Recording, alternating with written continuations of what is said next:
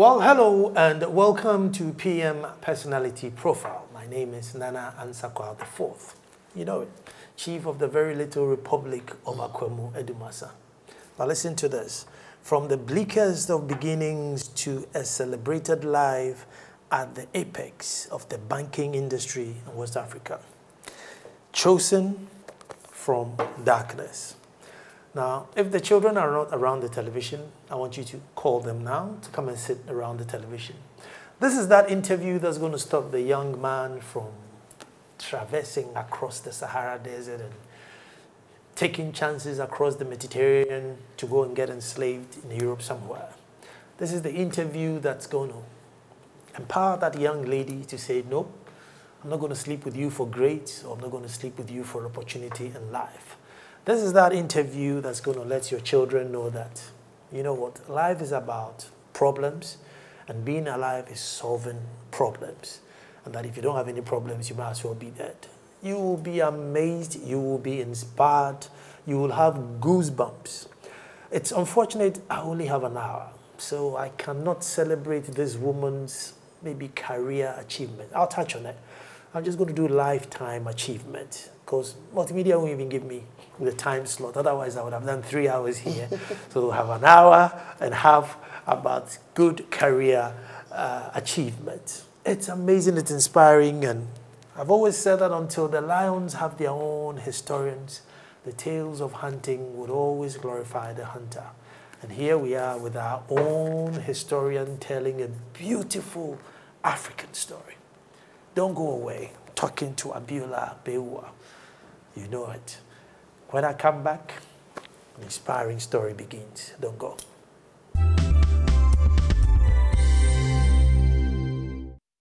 Well, thank you very much for staying. And Abiola, thank you so much, because I know your schedule is tight. But you granted us this wonderful interview. And let me say that God bless you for writing the book, Chosen from Darkness. All too often, you know, there are so many successful people who shy away from sharing their story. So I'm proud of you, and thank you once again. Thank you, sir. But from the bleakest of beginning to a celebrated life at the apex of the banking industry in West Africa, how bleak was the beginning? Because, you know, we look at you and we assume that, your daddy might be a big-time farmer, big-time industrialist, giving daughter an opportunity to become a good banker. How bleak was it, or how wrong would I be? How I wished. Oh, how I wished. My background is such that my dad was a organizer. And my mom, I met my mom. As in repairing type organizer? Yes, repairing type. Those who, not even the mechanized one, the automated one that we have now. The hammer and chisel. The hammer and chisel, the one that you step on the thing and then you push it. So I know how to do that very well. So my mom was a petty food seller. Those who carry food in those basins and carry it on their heads to go and sell. Wow. So that is my remembrance when I started life with them. So that's my beginning. And I happen to come from a community where the greatest education you can have is Islamic, is the Arabic, the Quran. And formal education was not encouraged, not at all, not at all in the least. And so I wasn't privileged to have come from rich background. Wow. Yes, please. Big family?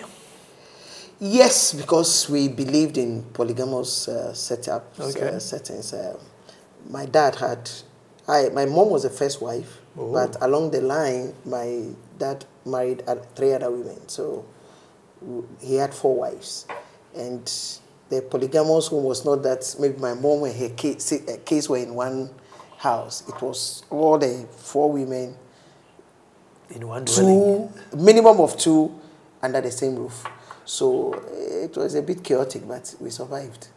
Well, and your mom was the first? My mom was the first. And you are the first? And I'm the first. How much pressure is that? Double pressure.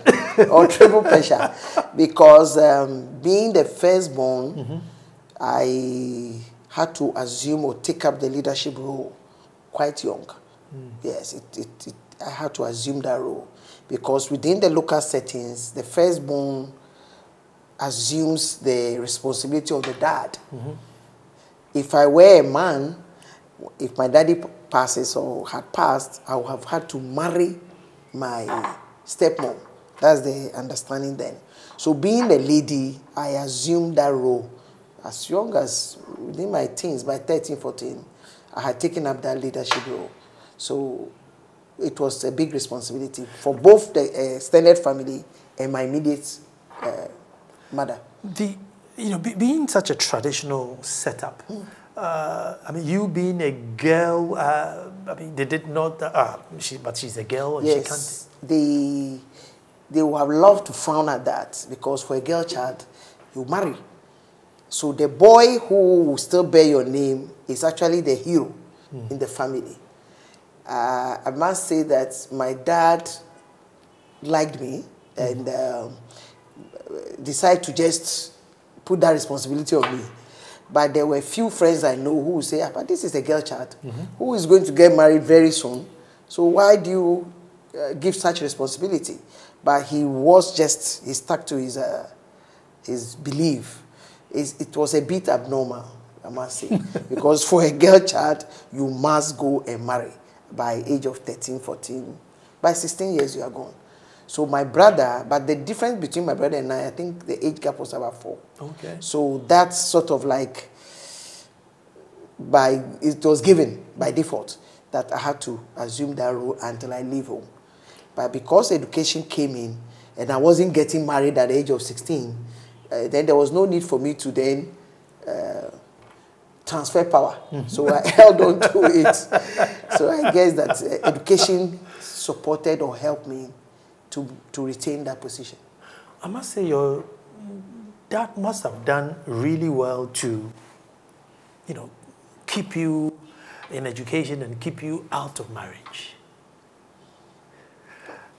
Was there no pressure? Because everybody else, you're saying everybody else in the community, 13, 14, by 16 is cut off. And there are you, still in school doing what?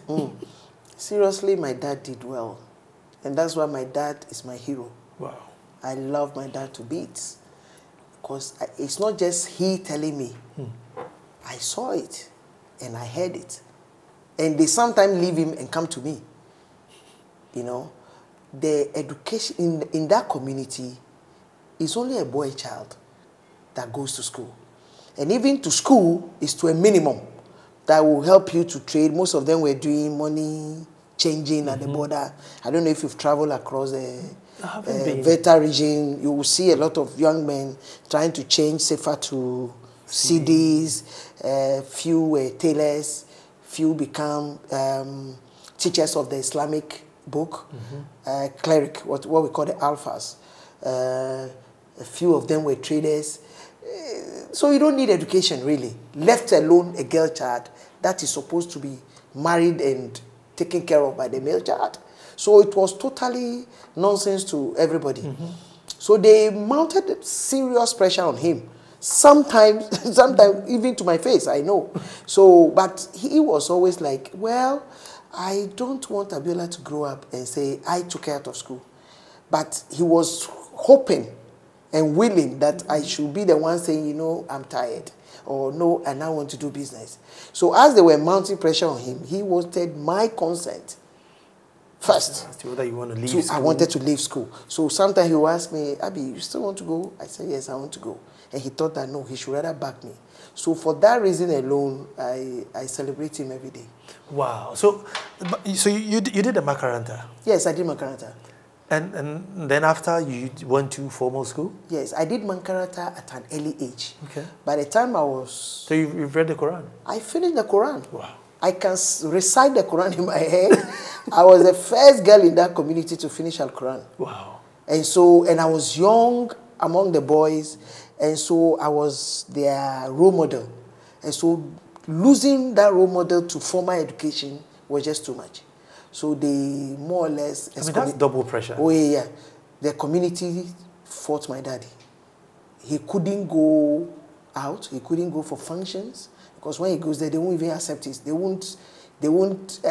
were not ready to accept his greetings. So he started feeling very... Because formal education is Christianity, it's Christianity, Western culture, and it will take you out, and then you become civilized, and you start challenging beliefs. And it was not heard of. It was absurd to them. So my dad used to tell me, I can't go for this first-born girl. Married. When your mom has a business, your dad can just afford to give you some 100,000 sefa, and then you. And besides that, there were a lot of males, and if you are not lucky, your daddy's friends that can easily take care of you. It's the male child that should go have some formal, but you seem to be going forever. So my dad couldn't even go for function. I mean, social gatherings. No, he wouldn't go. Because when he gets there, he said, I greet your alphas. They didn't mind me. They didn't respond to my greetings. So he suffered a lot of social neglect. I mean, people were just neglecting him. I mean, they avoided him for my sake.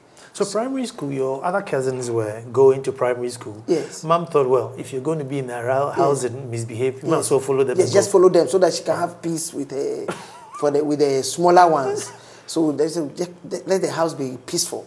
So if the boys are going, there were 5 boys. Let's follow them. This girl go with them. So I was following them. I still remember my first dress at school. So I was following the boys. But one of the boys was a year older than me and had started school a year earlier. But because he was going to go into a new school, we both started primary 1 in Aprau RC, primary school there. So he became like, okay, who's going to pass who? So I was just going to school to just match Maruf, for them to see that I can beat Maruf. That's all. It wasn't because I wanted to become a banker or no. Maruf was the benchmark. Maruf was I must beat Maruf. Once I beat Maruf, I'm done. But before I continue, I need to hear about Mr. Johnson, because I'm in love with Mr. Johnson already. Within the community, there was Mr. Johnson that was the most learned. Yes.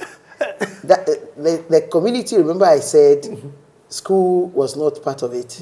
And even for a boy child, it was just the basic. You can count money, you can write, scribble something down. What do you need education for?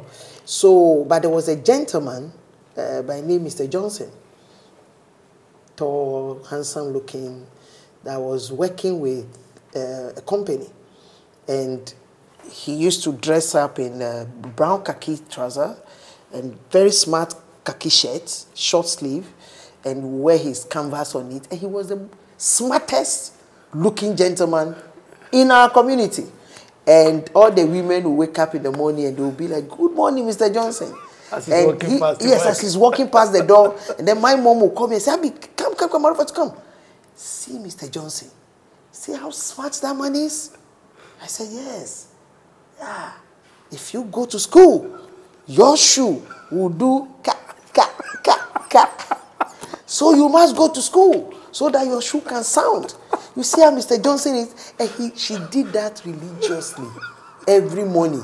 So I learned to wake up 7 o'clock, waiting for Mr. Johnson's clacking sound. And he was there, he was the most learned. When you get your letters from Nigeria or from anywhere, you have to go to Mr. Johnson for Mr. Johnson to read it to you or write for you. And so that's the community that we grew up in. It was years later after I entered Achimota School, I think Form 4, that I went for a form. My mom sent me to pick a form. And I went to the company and I was seated at the reception. And here was my role model, being sent up and down. But then, education, Form 4, you are a bit enlightened. So that's when I realized that, my role model was a messenger. So, of course, I quite understand the people in the area that, well, he was the most learned, why not? But then, at that moment... Because at that moment, you had even passed him. No, I've passed that to him. He was no longer my role model, of course. So, I just laughed in my head and I was like, well, how far he's brought us. You see, I'm sure he has inspired other people. Oh, yeah. Mr. Johnson and his talking shoes. No, his talking shoes. See how should have a film about Mr. Johnson. I don't even know where he is, that's the truth. So you finished primary school. Yes. So did you do common trans in Aplao? No. We were in the primary school. You know, Aplao is more, they were teaching Ewe. Okay. So we did, Ewe was good. We did very well in Ewe, but we were not too good in English. The English wasn't coming because they don't teach, I mean, how many people in the school in Aplao speak English? But fortunately, someone told my dad that this school, why don't you take them to Accra, boarding school? And he took an interest in that. He wanted to send the boys. So I told him I would also be interested. He said, and he obliged? And he agreed. He obliged me. Then the Accra school said, no, these guys are going to class 7, and yet they can't speak English. So they decided to bring us back to class 3. So from Aflau class 6, instead of going to class 7, we came to JMP School, Ghana Empire Secondary School, at the Dakuma Junction. Yeah. We were brought back to class 3 so that we could pick up. So maths was 4 years. Yes, 4 years. I lost 4 years. So maths was good at that level, but the English wasn't there. So we had to pick up from there gradually again. So it was in class 3, and then we, after a year, we were moved to Datus, Tema Datus. Okay. Class 4. So I wrote my common trans in Datus. One thing, I mean, your father must really love you because, I mean, when he was moving you from the village, he thought, look, because he didn't want you to be left out, he paid for your best friend to come with you. Yes. Aula is in the book. Aula was my very good friend in Aplau. We were best of friends. We moved together from Lome border to Aplau every day. So when my dad saw that, taking this girl to JMP school, she was going to miss this, her friend. So she went to the girl's mother and said, Madam, your daughter is my daughter's best friend, and I'm sending her to Accra. So I'm going to pay for your daughter to follow us too. So I had my friend with me so that I wouldn't miss home. So that's how myself and Aula entered JMP school. Wow. But unfortunately, a year after, when my daddy said, look, there's a better school, which was an international school then, that was, she refused to follow us. And if you want to know the reason why she refused, it's in the book chosen. I won't go there, but it's a very tragic story. But, very tragic, very tragic. So you moved, so you came to Tema? Yes, I came to Tema. Datus. If you remember, these were the early 80s. Food scarcity was in the system. 82, 83. Yes, 82, 83. So what happened was that Datus decided to merge the boarding system. So they moved all boarders from Tema Datus to Bubiashi. Okay. So that's how we went to Bubiashi. The same Datus, but different areas. Yeah. So I wrote the common trans in Bubiashi, I mean, Tema Bubiashi. Yes, please. What amazes me is, up until this point, for you, you were just in school doing well and, you know, living every day at a time, not really wanting to be a banker or anything. No. That's the least of my problem. That was the least of my situation. You write the common entrance. You don't even know you passed. You know, you go home. And then when you came to check the results with Dad, that's just wonderful. Yeah.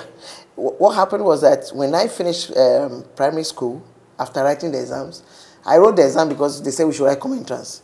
I wasn't sure which book. Nobody was there to tell me, okay, choose this secondary school or choose that. But there were 2 teachers, and I must, they are alive, and I'll use this opportunity to appreciate them. Sure. One of them is Mr. Ankofu. He's the financial director at Boss now. Okay. He was my mathematics teacher. Wow. So he and his friend, one Mr. Peter Yaovi, said, this girl, they could see that, I mean, I was brilliant, but there were no structures to really guide me.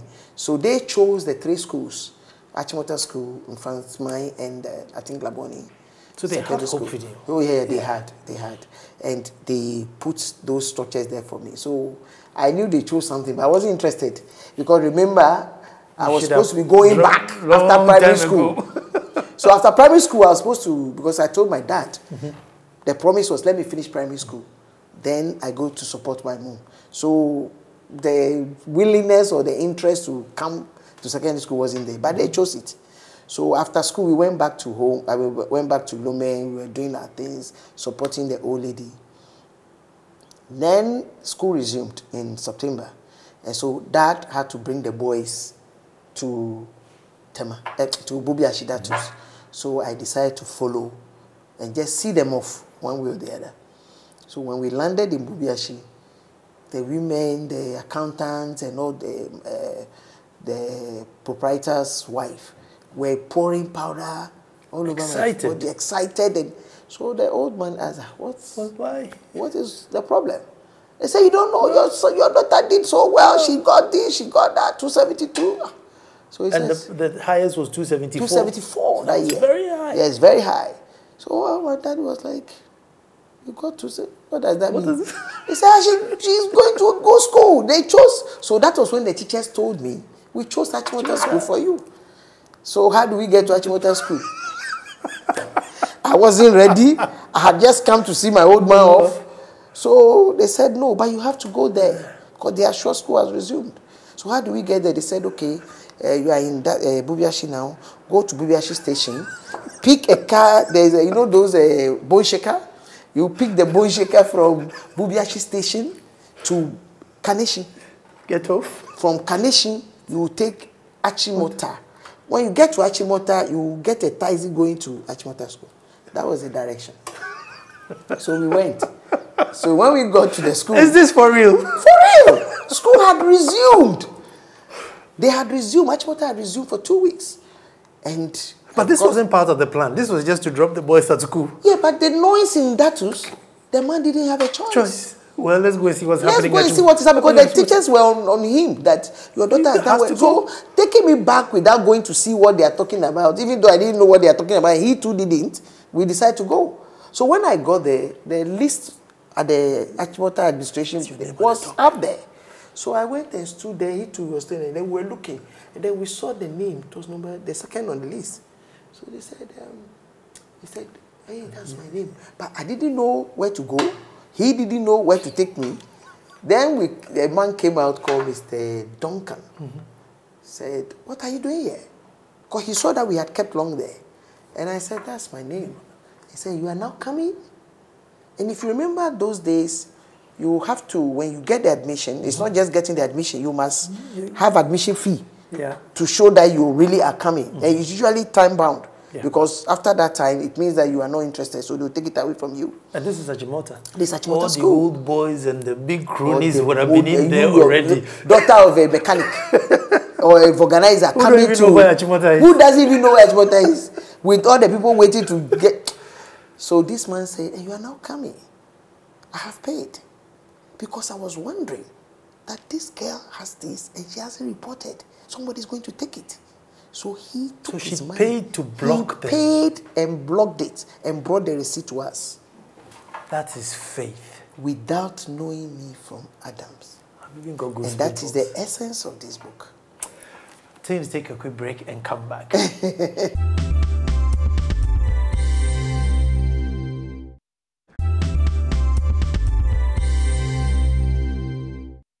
Well, we're talking to Mrs. Abiola Bewa. What a beautiful name. You'd like you to get a husband with a nice name to add to yours.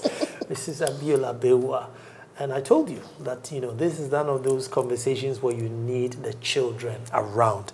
But as faith would have it, you're just going along for the ride to drop the boys at Datus. You get there, there's jubilation, and it's so ecstatic that, listen, we need to go in to Achimota. We don't even know where Achimota is. We find it.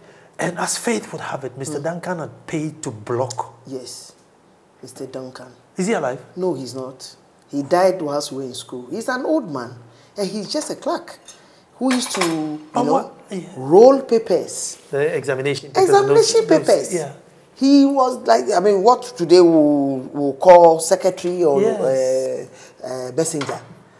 Because he used to roll that, and when there's exam, they will carry the paper. So it wasn't a highly paid deputy headmaster. No. This is faith. It's faith. It's wherever he is. So he gave you the receipt? He gave me the receipt. He gave my dad the receipt, so and then Baba paid him back. Yes. He paid him back. So then, what is the next? School has resumed. You've got to go to school. So I couldn't go home with all my plans, and so I followed my dad to... So mom's shop coming to help forget everything. about that one now. So I had to first, because the pressure, now remember, it wasn't based on what I want to do. It's based on the social pressure that has come, and then we found ourselves here. So old man had to just get me a suitcase and a box, what do you call the chop box. So they sent it to House 11. My uniform was given to me, and so I've started school. Because you're 2 weeks late already. I was 2 weeks later. So he went outside and bought a few things. Yes, he bought all those things and gave to me. So he has to leave you and go. He has to leave me and go, because, I mean, how do you say... So he sent me to House 11. Wow. So that's how I started. I wasn't fitting into the system properly. Remember, I was 4 years older than them. Yeah. Do you get it now? Yes. And these were dada bars, and you know, these girls are speaking English with their teeth. What do you want me to do? So I wasn't fitting in properly. You know, I wasn't prepared. I wasn't fitting into the system, and I've just been brought here because somebody thinks they are chosen. So I wasn't settled. I wasn't settled. Far away from home. I was far away, and my what I know and what I understand, the school was too sophisticated for me. Wow. Do you get it now? Yeah. Because these were this minister, that minister, Benz here, Benz there, food Saturday, food Sunday. Nobody visited me in school. Nobody. Who is going to visit you? For what? From where? So I was just in. But God that we serve has a way. I mean, I believe in destiny, and I believe that sometimes things happen for a purpose. I happen to pick two of my mates who are friends, Lydia Bampo, Kizita Mensa. They are alive, and I celebrate them. These were my friends. They saw the raw background, and they joined forces with mine. These were children from very good home, polished background. So we put our provisions together. So I was able to eat some of their bruche cornflakes and all those things. So my gari and my shito, they didn't mind. So we combined fully. Okay. And now I'm actually in charge of the chobos. So if you must pick anything, it has to be me. And they accepted me in that crude form. Yeah. You understand? And we've moved up to today. We are still friends. Oh, that's nice. Yeah, we are still friends. So I must say that they kept me in the school. They kept me in the school because, remember, as at this point, I am still not sure what school can give me. I'm still struggling. As I finish your community, after school, they'll give you cutting, small cutting.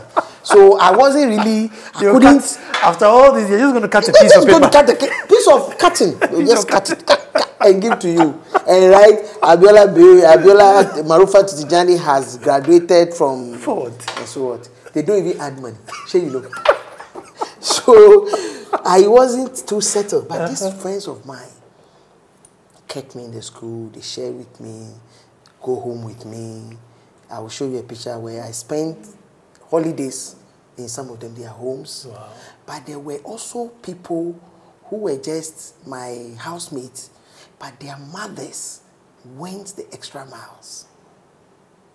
Maybe they also saw something in you. I don't know what they saw, and I don't know what their children told them. But there were mothers like Mrs. Okujeto, lawyer Okujeto's wife, who bring food for the daughter and say, "That your friend, call her, share with her." There were Mrs. Asime, who would say, "Marufato, come, how are you?" There were parents like that, Mrs. Bampo, who would visit my mom in the market during holidays because they were also living in Togo. Okay. Who would say, "Come and ask my mom for permission to keep me for weekend." And you see, coming, it's like day and light. Fork and knife and all those things. So I saw the difference in this, and I was beginning to aspire more. Now you've gone past Mr. Then Johnson. I've gone past, Mr. Johnson is back. So I have women like that I owe it to them. I have headmistresses, Mrs. Agdomadu, who went extra miles to be my friend. They were my friend. They were my senior husband, but they were my friend. She would go, she would visit me in Togo. Mrs. Brichum, who also took extra care. Come and take my suitcases and put it. There were people who were sharing. There were few Motown girls When they get their food, they'll bring their food together and say, Abi, join us. Then we'll join. And so those were people I really owe it to. You get it? So that's why I keep saying that I have looked back at my life and I said, how do I give back to society? Who else can I also just, who else was in that or is in that situation that can also just, you know, pluck out. And I believe there are ladies, there are small girls out there. And so that's why I launched the foundation, Abiola Bewa Foundation, ABF for short. So these were women that really, I must say that today, whatever I am today, 70%, I'll give it to them. Let's talk about the foundation a little bit and then we continue. So you wrote the book Chosen from the Darkness, which I think you've done really well. And so everything from the book you give into the foundation. Yes, please. And it's mainly for girls. Yes, please. If I should say mainly for Abiolas out there. Abiolas out there. Good description. Maybe for Abiolas out there who are filled with potential, but society is giving them... They are deprived or they find themselves in a vulnerable situation. Yes, please. So what would a person like that do? What, write to the foundation? Or what would they find? Apply to the foundation. We have trustees. Okay. Strong trustees. People, I can't just push back them. People who will help me to stay focused. Yeah. And everything from the book is going to go to the foundation. Every support is going to go to the foundation. We are going to, in fact, our aim is to have 100 girls in school next year. Okay. So the person knows that, I have passed, I've done 7 A's, I've done 10 A's, but my mother cannot afford to pay my entrance fee or cannot pay the examination fee. That's where we come in to say, okay, let's have your school, and then we help you and push you into the school. So the trustees and myself, we are believing God that we should be able to do at least 100 girls for 2019. That's magic, huh? That's magic. Very ambitious. That's 100 destinies. From all corners of Ghana. Yes.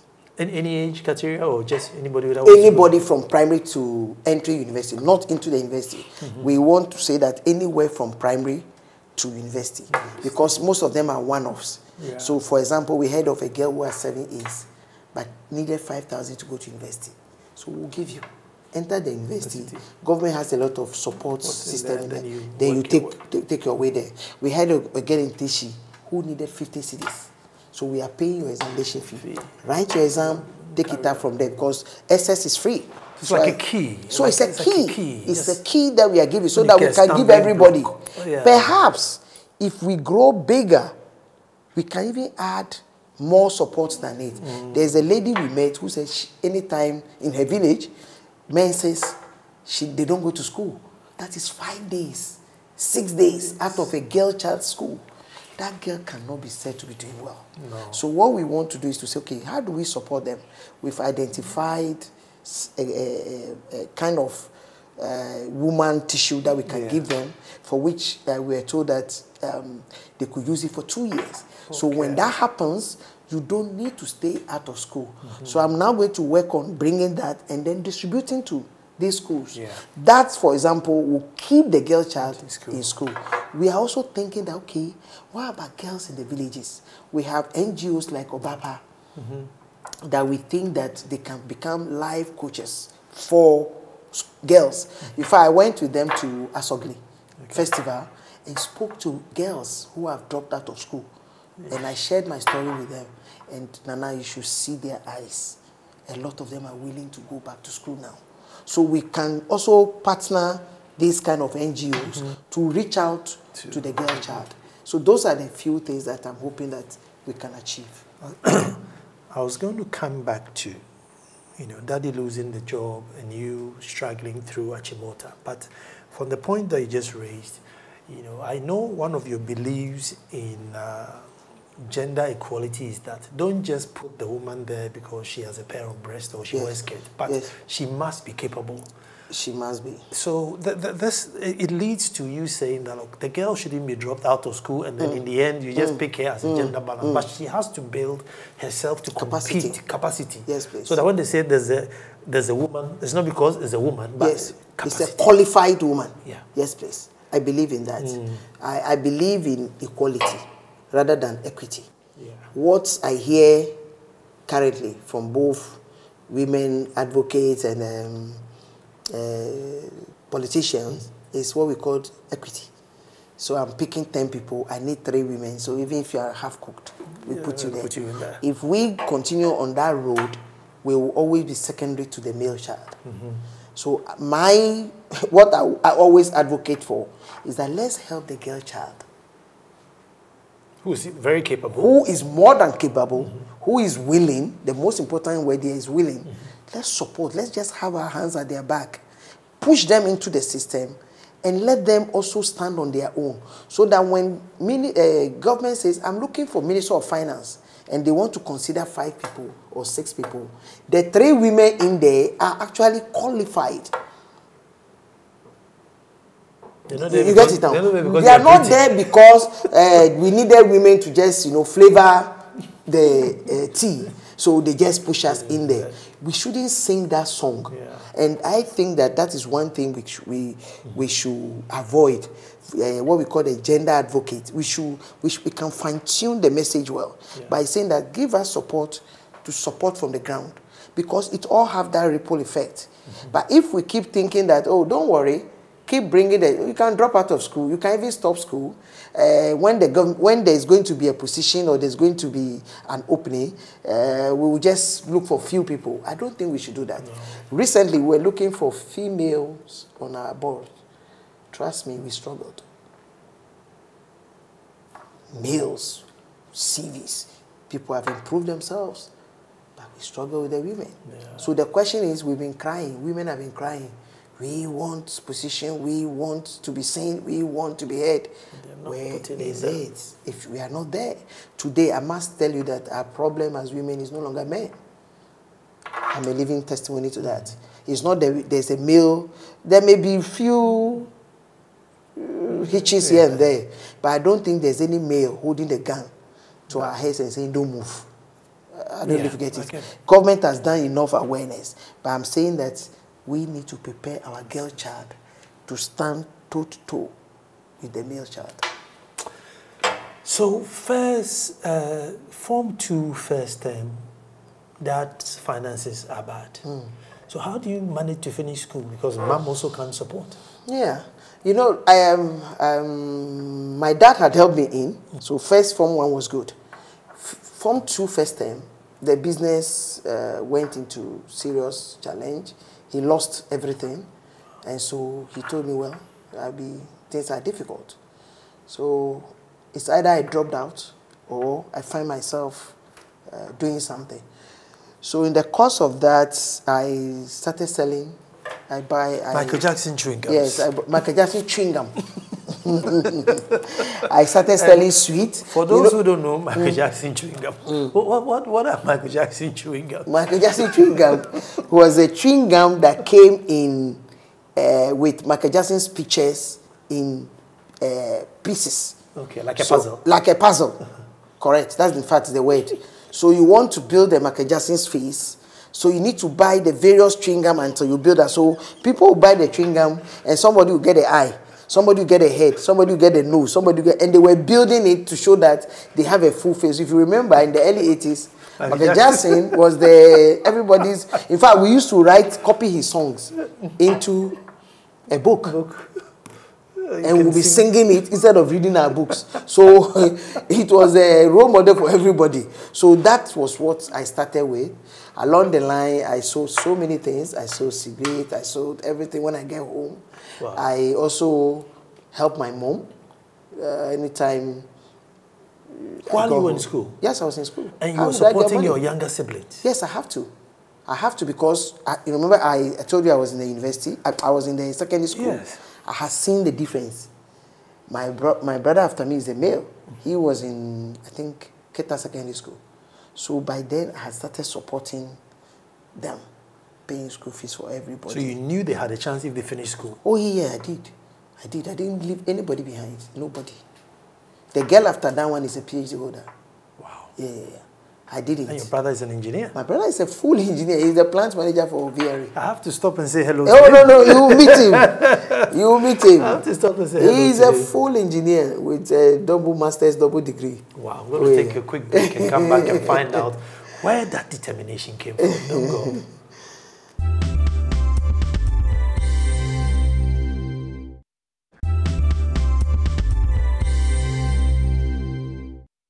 Well, thank you so much for staying, and I wish I had more time. Okay, so Form 2, where did you get that determination and that, weren't you too young to shoulder all that responsibility that, look, I need to look after myself and make sure these guys also don't miss out on an opportunity? I can't explain. Wow. But I'm a very determined person. I think that you're a living testimony. Yes, I'm a very, because I can't explain why I had to bother about them. They were not my business. And nobody gave me that responsibility and say, when you wake up, look after your brothers. But I just don't know how that sense of ownership that I needed to help these ones. I don't know where I got it from. But when did banking come in the scene? Banking was, I think it was not by choice. Because I sold throughout. I sold throughout until I finished secondary school. And when I finished secondary school, my mom had lost her business too. So the money I brought from school as my capital that I was using, I had to give it to her to rejuvenate her business. So I entered the University of Lagos with nothing. And then one day I was sleeping in the university and somebody walked to the door and said, T-shirt for 70 naira. I look at it, I said, this T-shirt cannot be more than 500 sefa. You know me. So I spoke to my roommate. I said, if I bring this T-shirt for 50 naira, will you guys buy? They said, yes, we'll buy. That's how I jumped into T-shirt. Started buying. So when my mom was coming to visit me, I started loading T-shirt and jeans. Kotoko then used to have a lot of those things. Yeah. Levy and all those things. I was buying them and sending them to Lagos, distributing to the market people. From there, I was sent to villages. And my dad, knowing that there's small money in my hand, decided to bring all his kids from Lome, come and dump them. So whilst I was in the university, I still have to cater for 6 kids staying with me in Ibadan. Wow. So I have to be looking after these children. But thank God, everybody has found his feet now. Everybody went to school. I can't buy you clothes, but I'll pay school fees. That one they know. I can't buy you. I may not give you, but if you say school fees, no, I'll look for it. So that's how I sold and sold. And so I knew I wasn't going to work. For what? When I knew how to double money. But as fate will have it, when I finished university, I brought boo-boos down from Nigeria to sell here. And I gave a friend's sister one. And she told me, oh, she will take it to London. In London, it's 30 pounds. And I was buying it 10 pounds equivalent. So I said, okay, if you can sell it 30 pounds, I buy 10, I'll bring it to you, I'll give it to you at 20, you sell it 30, take 10, bring me the money. I bought everything, bought jewelry, bought anklet, bought everything, and gave it to her. When she took it, zero came back. Hurdles in life. So I lost everything after university. Oof, what do I do? So I went and looked for my certificate. The cutting. That's it. The cutting. That's it. And then for those who don't understand the cutting in Abiola's community, they thought that after struggling to go through school, all they were going to do is cut a piece of paper for you. Give it to you. They didn't even add the paper. They said all you get is a cutting. It's a cutting. And they don't even add money. Just a cutting. So why don't you start looking for the money now? So you went to look for the cutting. So I went to look for the cutting, clean my cutting, and then started from Nadmo.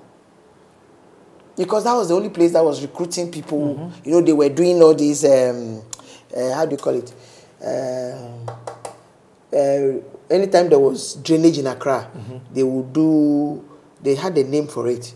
We were going to communities and saving those whose houses had been flooded. Okay. They had a word that we were using that time. So they were recruiting freshers. So I went and gave my certificate to them. And that's how I got a job. So when I got a job there, I was in the office one day, and a boy came. They thought I was serious-minded because the people there, nobody was. And I like my books. Being a graduate mathematician, I knew this wasn't for me. So there was a colleague who was a colleague of mine who said, oh, there is this company called Jampo & Co. that they were carrying out what they call survey on used ties, what they call a ribbon. I don't know whether you know ribbon ties. Ribbon ties. When a tie is used up and stick a new one on it. Exactly, stick one on it. So they wanted to carry some survey on the Agboglushi. I said Agboglushi, Abusokai and Tema. So if I wanted, I said, how much? He said 500,000, these old Ghana cedis. I said, okay, I'm interested. So she took me to, I went and collected my own food. Instead of chopping the money and filling it myself, I decided to carry the work, through. I did it, pepper.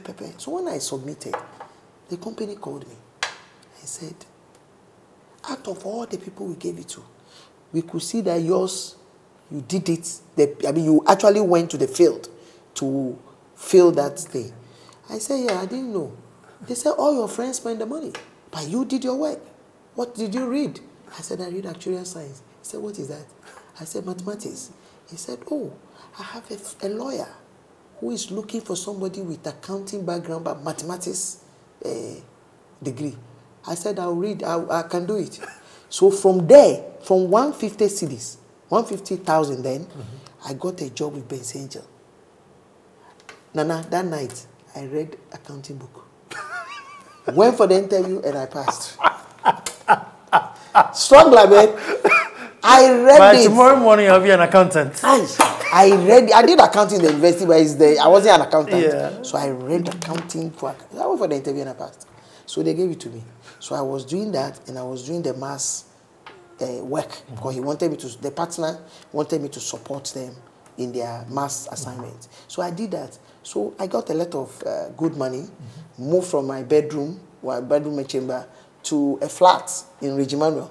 Then we had married. When my husband came, he said, hey, Abiola Bourgeois. I remember. So that's how I got there, and then I decided to do other courses. I did stock exchange exams. From there, I moved to SAS, where I did, I traded on the stock exchange. Then from there, I moved to Carl Bank. So it wasn't like I got up and I wanted to work. No. It was one catastrophe leading to another. And there were stories along this road that it wasn't a smooth journey. No, it wasn't. In fact, I always tell people that I was fired. I've been fired at my work before. The boss that fired you, is he alive? He's alive now. He's my cheerleader. When he sees that something has happened, he call me, Abiola, yes, I told everybody, that's my girl.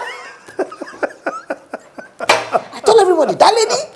In fact, if you sound anyhow like me, he will employ you. He actually told the lady that you sound like a lady who once worked for me. Come. I will employ you. The lady said, who said that? So when he came, I said, don't mind, he fired me.